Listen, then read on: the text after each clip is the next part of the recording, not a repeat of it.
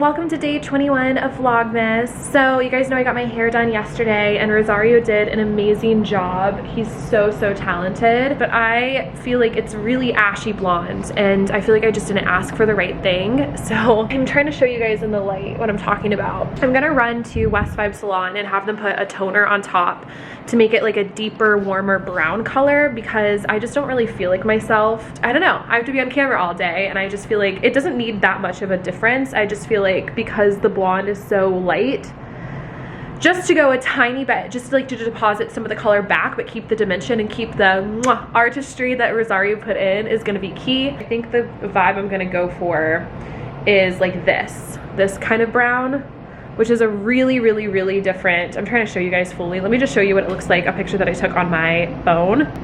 In the light, it looks really white slash grayish. Again, I do want to keep the integrity because look how good that looks. Just a little blonder than I would like. Ta-da! I just darkened my hair significantly, but I like that it still has some of the overall like integrity of what Rosario did in terms of the highlights. It's definitely a little bit darker than my original color. I think part of it is like a crown chakra thing. I feel like myself again. Even though the other one also looked beautiful, this just feels more me. All right. Joyful and triumphant. Hello you guys. I thought it would be fun to do another Q&A for today's Vlogmas. Soon I will finish up the Vlogmas Q&A that I did before on life's big questions because I got so many really good questions and I have them all saved as screenshots. But tonight let's just do a little more of like a casual, fun interchange of different questions regarding me, but also of course manifesting and personal development. Here's one question. What did your parents do for a living? Both of my parents are in medicine. My mother is a periodontist and my father is a pulmonologist specializing in sleep and critical care. So I do a very different career than they do, but they are super supportive and a huge reason I am who I am. I got a lot of questions around how I got started with all of this, as in my brand, my career, and I'll say that a lot of it was something over time that just continued to unfold. So I started posting on Instagram seriously in college. My sophomore year of college, I would do like photo shoots with my friends all the time to post, and I honestly got nowhere with it, literally nowhere. But when I look back now, I'm like, ugh, I wasn't really talking about anything. I wasn't really like providing value. I was just like posting cute photos of myself. I got really into the idea of like having a personal brand. In other words, like sharing myself with the world. Like I'm a Leo, so that's definitely a big part of it. But I always felt deep down like I was going to be doing what I'm doing now. I feel very aligned with what I'm doing now, which means like sharing my life, but also sharing wisdom, like sharing things that I'm learning, sharing things I'm applying, like my life, yes, but I also feel like sharing my life is kind of boring unless I'm giving you guys like the tangible steps on how you can make your life look like my life, not in the sense of like all the things I have, although I know there's a lot of you guys who follow me because you like the New York City content or because you like my apartment, but rather the more general gist of creating a life of your dreams, like having something on your vision board and wanting to work towards it. So I love that where I am currently marries the two. Like it's very fun to share my life. It's also really fun to share how I got here and see you guys grasp your own manifesting power as the powerful creators that you are. For a while when I was posting, to get back to that story, I would post a lot along the lines of entrepreneurship. So when I was in college, I studied entrepreneurship and gender studies. I wrote my thesis on female self-agency and entrepreneurship and venture capital.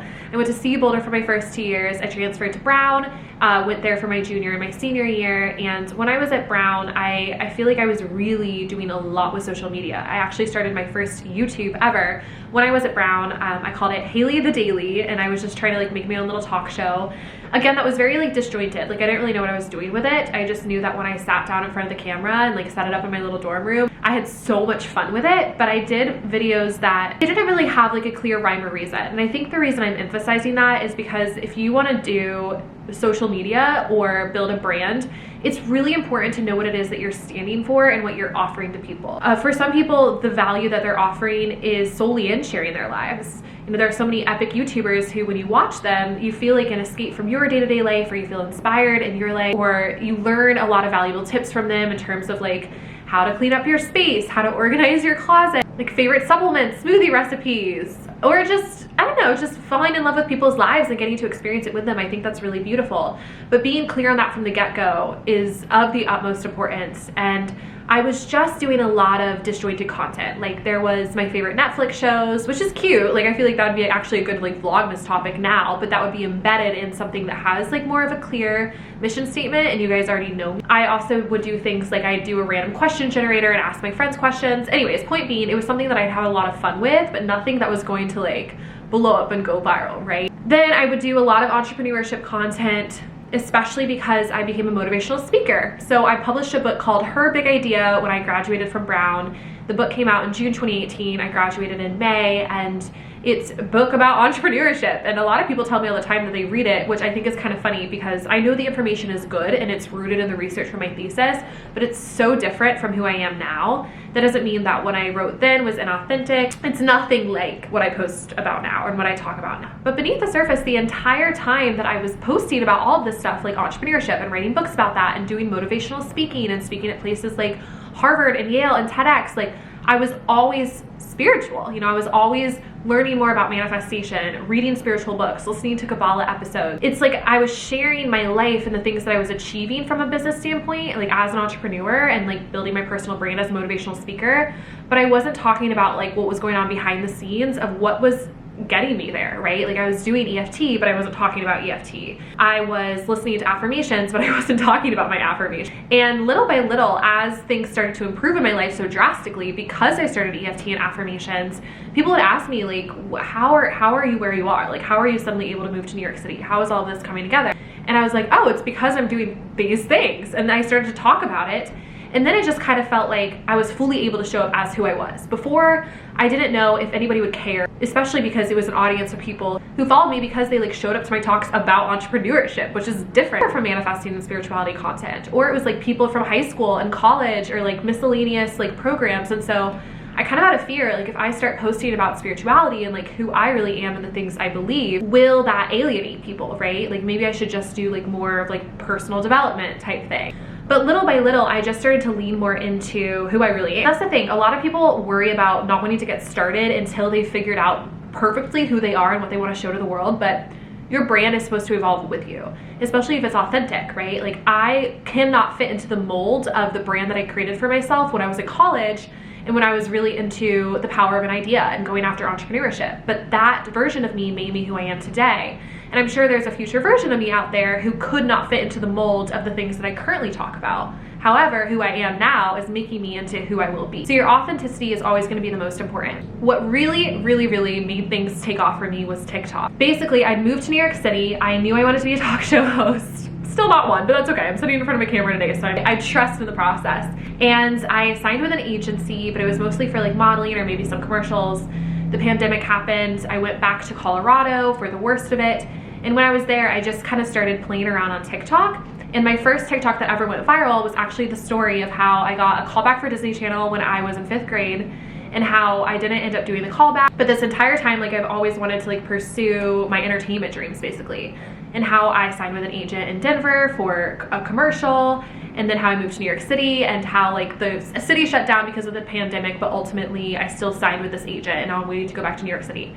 And that video took off. For me at the time, it was like astounding, right? Like I think it got upwards of like 200,000 views, but it put me on the map. You know, it's hard to go viral when you were first starting on TikTok, and I was still finding my voice. And so after that happened, I would answer a lot of questions about like how to get signed with an agency, and then I was still kind of like introducing like topics around my book and the things that I used to talk about. But then slowly I just started to answer questions around like how I found my purpose, you know, how I moved to New York City. And then inevitably that was me answering questions with like the truth of how I did it. So that was like how I manifested this, right? Like what angel numbers mean, this is why affirmations work, here's how to use the Think Up app. That just little by little, I feel like that's my key word here, little by little, inch by inch, if you guys know that John Mayer song, just kept me going. And then things just kept getting more and more momentum.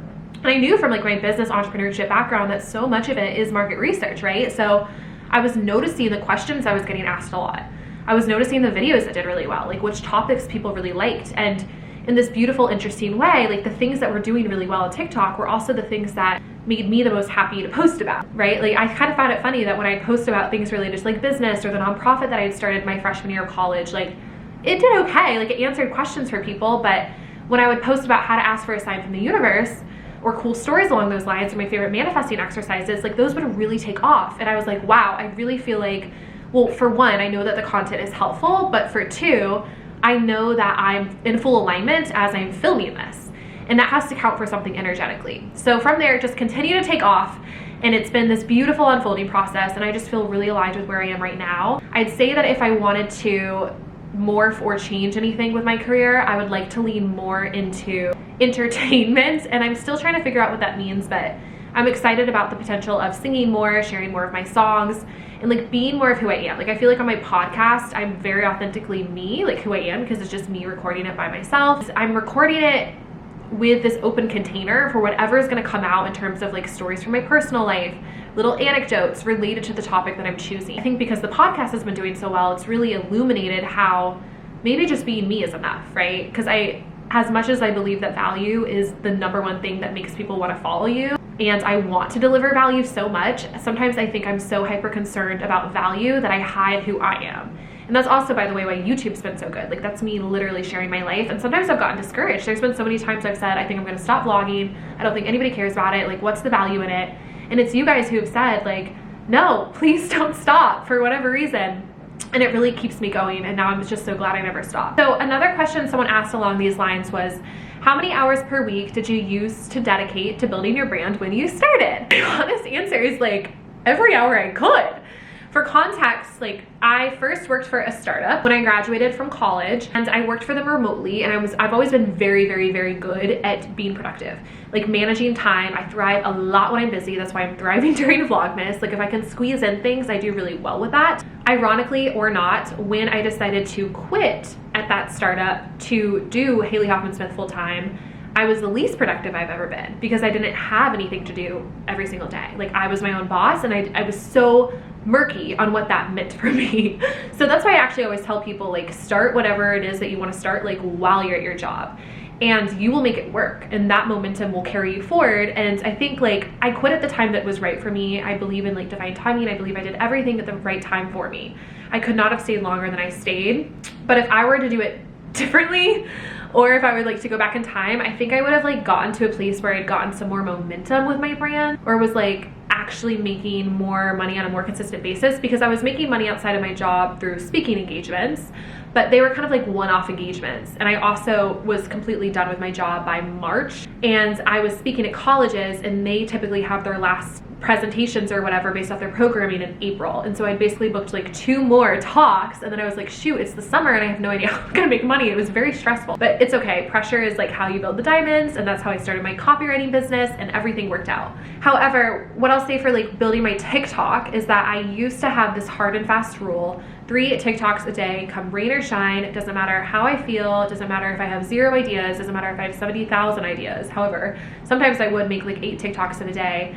I would force myself to do it. Like, if I got home late after a dinner and it was 1 a.m. and I was exhausted, I would still post 3 TikToks. Like, I was very disciplined, and that was the biggest thing for my growth, I'll just tell you right now. And you get into a mode with it, like, because it was something that I was just gonna do every single day no matter what, I got really, really good at it, and it came to be something that I expected. Like, I planned everything around it.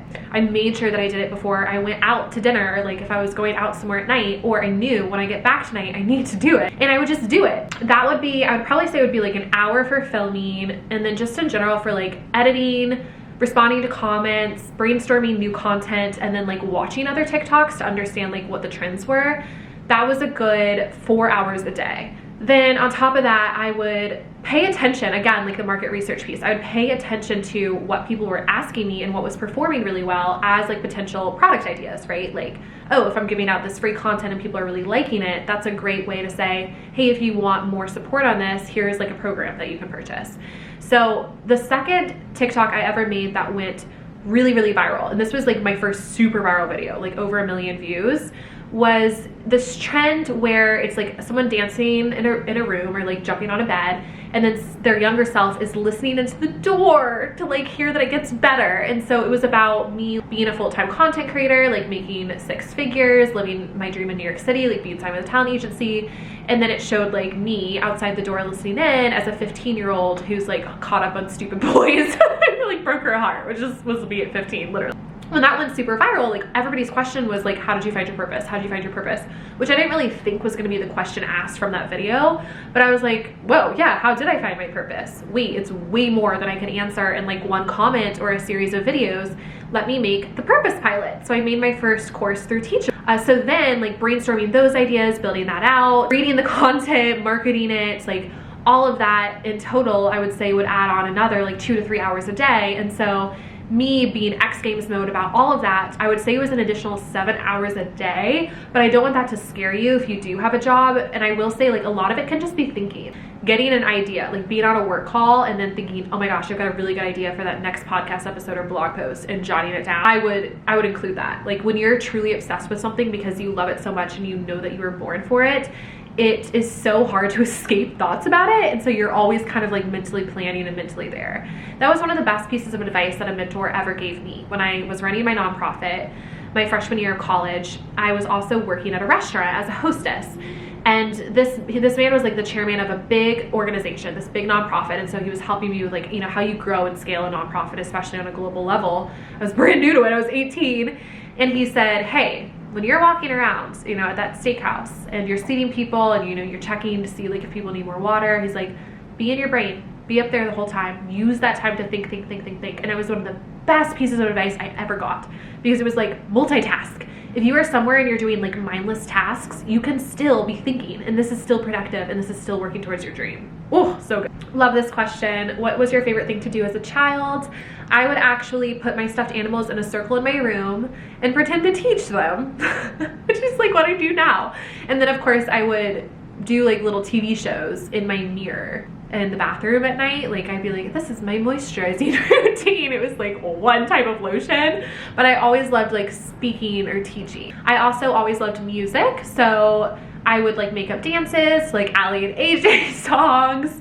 I would sing a lot. I taught myself how to play guitar when I was in middle school. And then I always loved acting too. So basically all the things I do now. And also reading. I could never freaking stop reading. My mom would set timers so that I could get to bed at a decent hour, because otherwise I would literally be up reading until 3 a.m. And I remember I'd have like the flashlight under the covers, like reading the book after she was like, okay, time to go to sleep. Oh my gosh, I love this question. My uncle passed suddenly. How can I know if he is communicating with me? So I think for one, it's knowing how anything is communicated to you. So for me, that's always numbers, right? Like I always talk about how 122, 122, I see it everywhere because it was my grandfather's birthday. Today is actually the anniversary of his death. So seeing 122 or 1222, because his funeral was on December 22nd, 1222, like they're kind of the same, has always been like, oh wow, he's there. Now I didn't fully know just how much that was my thing. I mean, I knew that I would always see numbers, right? Because I see like my birth time everywhere, 534, until I asked, one of my friends recently had someone near and dear to her pass. And she was saying like, oh, you know, I heard that this would be the sign from him. And I really think that's come through here, all these beautiful ways that it's come through. And she found that out actually by talking to a psychic who said like, whenever you see blank, like that's how you know it's him. And by the way, the book Signs from the Universe is so good talking about this and talking about communication with the other side. But when I was talking to her about it, I was like, oh, what is his birthday? And she told me, and I kind of had a feeling I was gonna see his birthday somewhere or hear it. And I've heard it twice, and I've said it to her both times that it's happened. So that's how it comes through for me. Now for you, it could be something like you go to a psychic and they say, hey, every single time you see a double rainbow, that's them. Or maybe it could be a song. People say that a lot. Like if there was a song that your uncle really liked, maybe you'll hear it when you were at a hair salon, or it's just gonna start playing from your Spotify.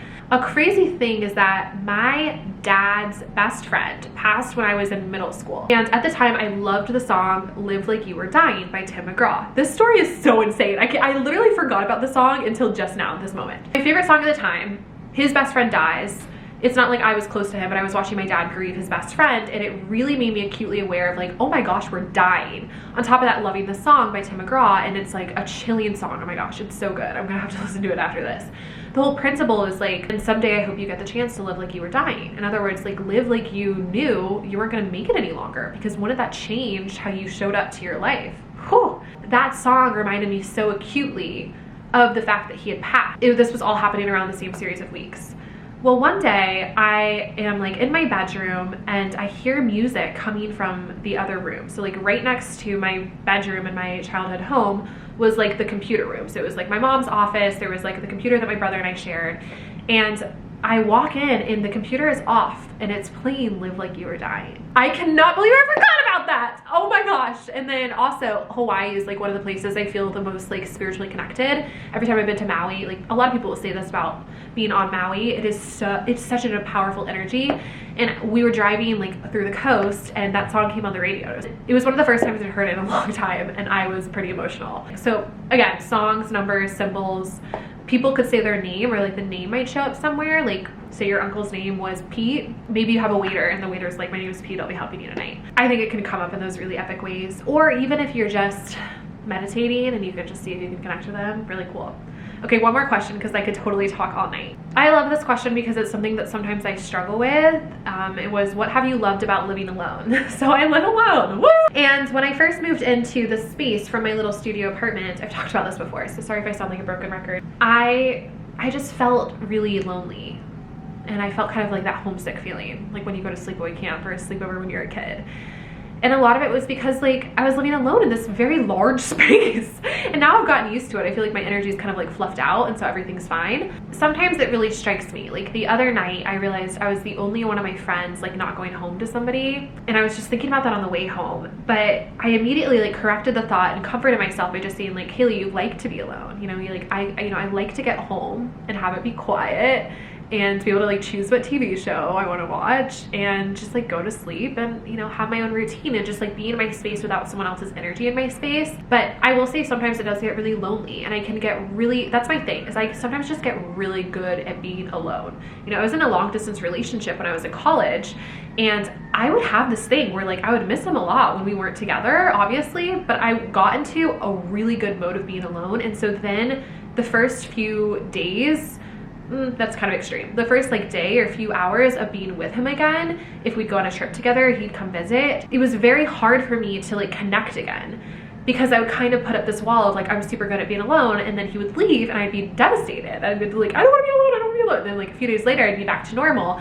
And so my point is with that, sometimes I don't even really notice that I'm alone. Like it doesn't logically comprehend until one of my friends recently said, because her boyfriend went back to working in the office and she lives with him, she's like, I'm so lonely, it's so quiet. And I was like, it kind of reminded me like, whoa, I'm always lonely, it's always quiet. And I was like, you can just come work here if you want. I'd say I like having my own space. Like the energy in here is my energy, right? Like no one's gonna mess it up. I mean, when people come in, whatever, I can just ground the space and that's fine. I like that I can sing because I'm kind of shy. Also with filming, like when I'm around people or like on vacation with people, filming, even though they see my videos or my content, like filming in front of them feels kind of weird to me unless it's a vlog and it's very casual. But like filming a TikTok, filming something that's just like me talking to you, like a macaroni musing, can feel awkward.